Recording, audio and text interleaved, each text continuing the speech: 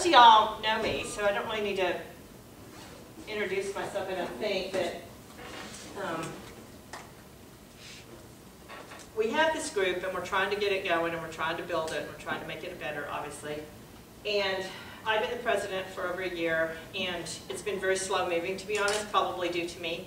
I take full responsibility for it. I've had to deal with, I call myself the sandwich because I'm the sandwich generation, I guess. I've just learned this.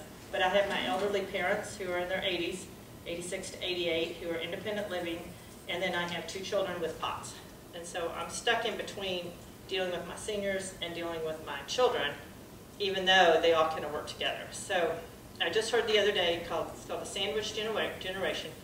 But I was just telling everyone a little bit earlier about my dad, who went through some really rough times, as y'all know, in April and May, and I appreciate all your support. And I was gone for quite a while because he was misdiagnosed. He was labeled as an 86-year-old senior who's lived a very good life, so what do you expect? So he was senior profiled. And in the meantime, he was in very much pain. He had fluid on his heart and in his lungs that caused the pain.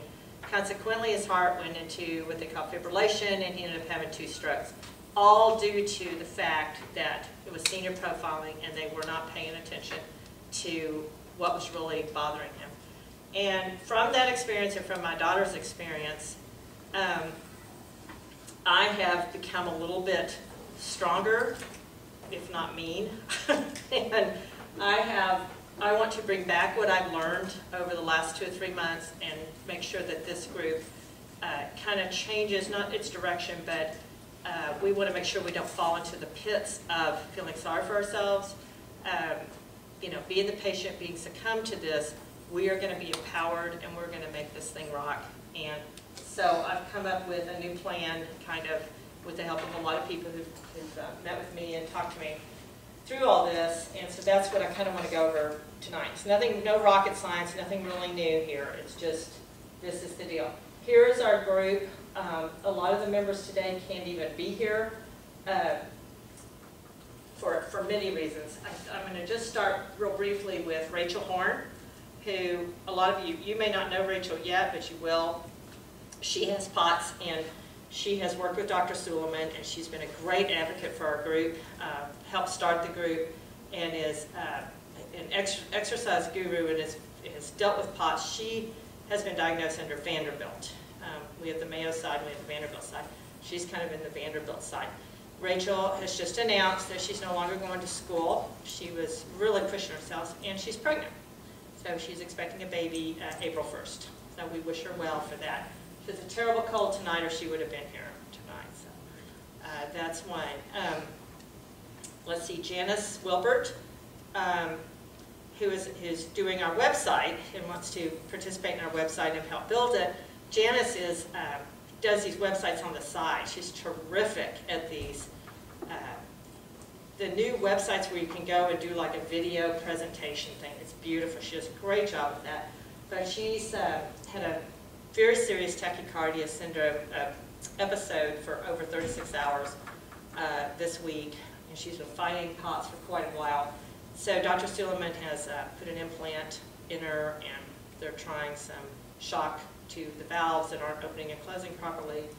And she just got out of the hospital, I think this morning or late last night, and not feeling real great yet, but her POTS is obviously caused by some pretty major heart problems, so we wish her well as well. So we have a couple of people who I thought I was going to talk about Julie and her surgery. Julie has bounced back kind of, but she's struggling, but Julie went through a very rough time, and our prayers went up for her, and we're glad to see you here, very much glad to see you here.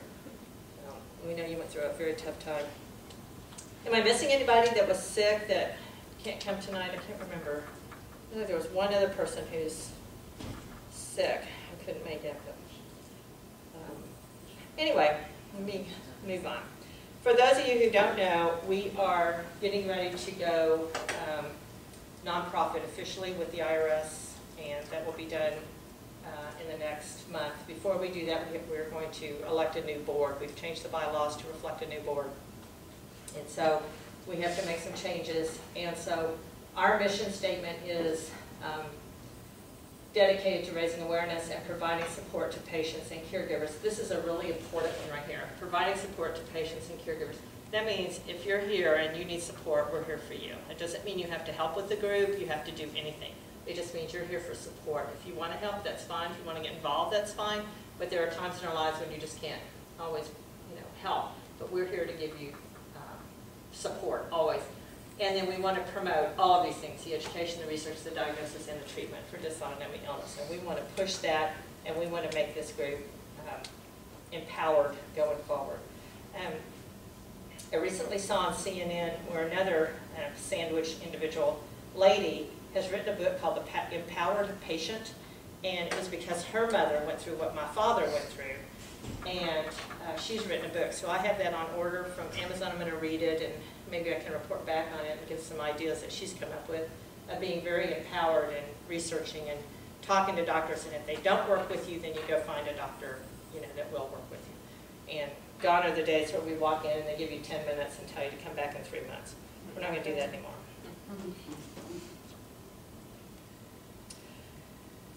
Our charter is twofold.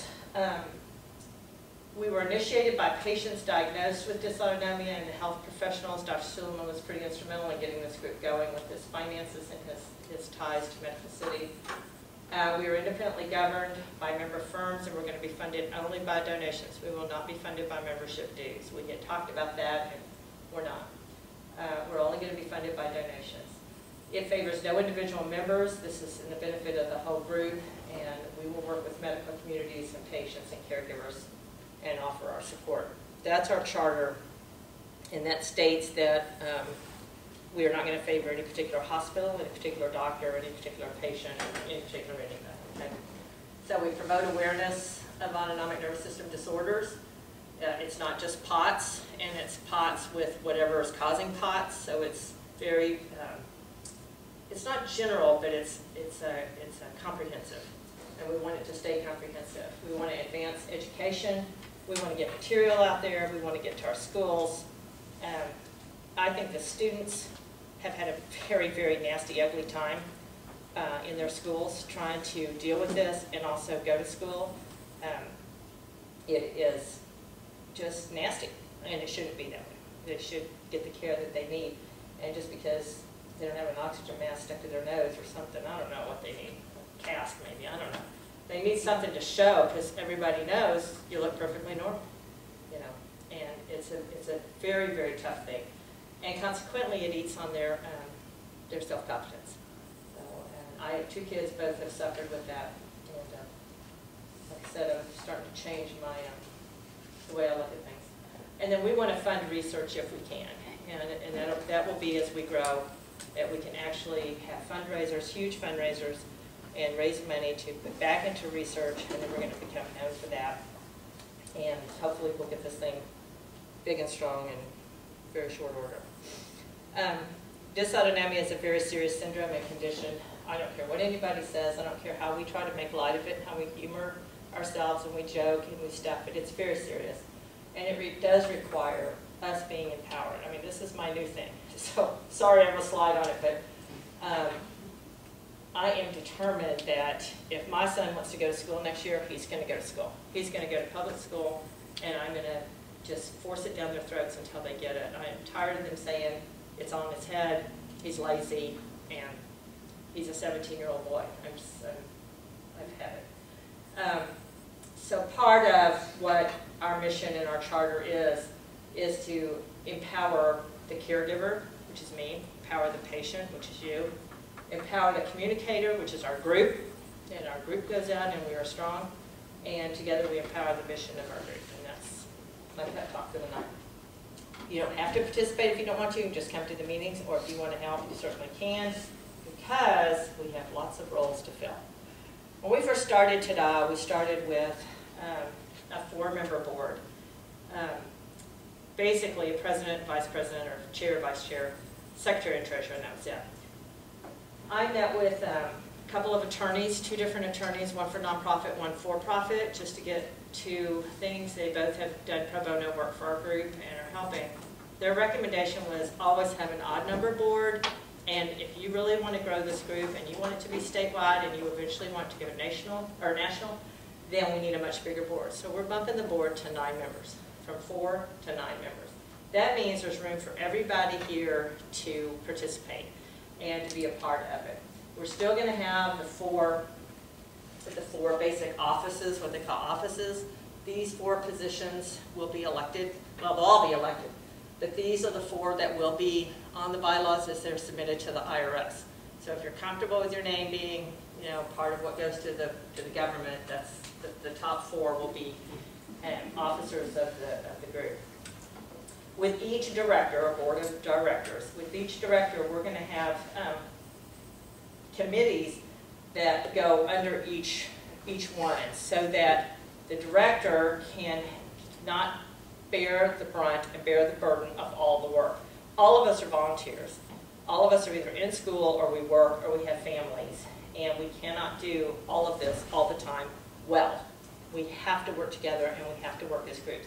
So a lot of these, you can see Director of Finance is going to have a committee, Director of Information will have a committee, Marketing and Communications will have a committee, Community Member Resource Director will have a committee, and we'll have all these people who kind of work together, but they have to have someone that they can talk to and channel things through. And then when we have a board meeting, which has to be documented for the IRS on a monthly basis, we'll have good feedback from basically anybody that's in our group. And we want to reach out to everybody. So there's kind of the directors. We have 2 at large. Now this means they really don't have any title, but they could be a doctor. They could be, they could really be anybody. You can't have more than 1 family member on the board at a time, but they could be a Dr. Silliman if he wants to sit on the board. He could be on the board if he wants. Anybody can be on there. Or we can have a business person, a business community person. For example, I'm real good friends with the president of Kroger's, and he's expressed some interest in our group. Not saying he wants to be on it, but he's just saying here in our area. But if he wanted to sit on our board, he could bring in that community, kind of information and help us stay a little more balanced and not too awful focused. But sometimes the business people can help us, get out a little bit. So that's kind of where we're set up right now. This has not been voted on yet. This is right now just still kind of the latest and greatest of the group. I'm going to go through the committee chairs just so you can start seeing what places, if you want to participate, you can start to think about maybe ways that you want to contribute your time. Again, we don't want anybody to bear the burden or any kind of more weight than we need to do. We all just need to work on this 2, 3, 4 hours a week max. And as events come up or fundraising events, we may have to give more time. But in the meantime, let's all work together and have different chairs. So we're going to have a chair that's involved in donations. They can go out and try to raise money in donations. We'll have a chair, and I just call them chair just so you'll know that they're I think we all know about PTOs. You always have a chair, and you all volunteer, but you report to the PTO chair, lady or her dad or couple. The band boosters has the same kind of setup. All these committees are on it, but you report to the band booster president. It's that kind of structure here. We have affiliates. That's going to come later, but our goal is to open up affiliates in Fort Worth, Austin, San Antonio, Houston. There's one in Galveston that's starting to show some interest, and that person will help lead the affiliates. That'll be a while. Let's get Dallas done first, then we'll do the affiliates. And then we have a fundraising financial chair, which we've talked about before, doing fund runs, jewelry, those kind of things. We'll have somebody that's kind of in charge of fundraising. Membership database, that's very critical because that's going to go on our website. We have 2 people who are helping with the website, but we have what's called a contact management system, and we're going to be uploading that. You have to get in with a login to see information. Certain information, other information will be public. But that membership database will be very critical to our growth, and also has to be reported, what our membership is to the IRS. Historian and speakers, someone who can, we've been doing this for a year, and we don't have except for Amanda's been taking videos, we don't have a real good history of the group, and we're going to need that, in books or pictures or stories or whatever. We need to have someone that can be in charge of that. Someone who's in charge of just doing e-bites once a month, just get them out the door and be done. We have a community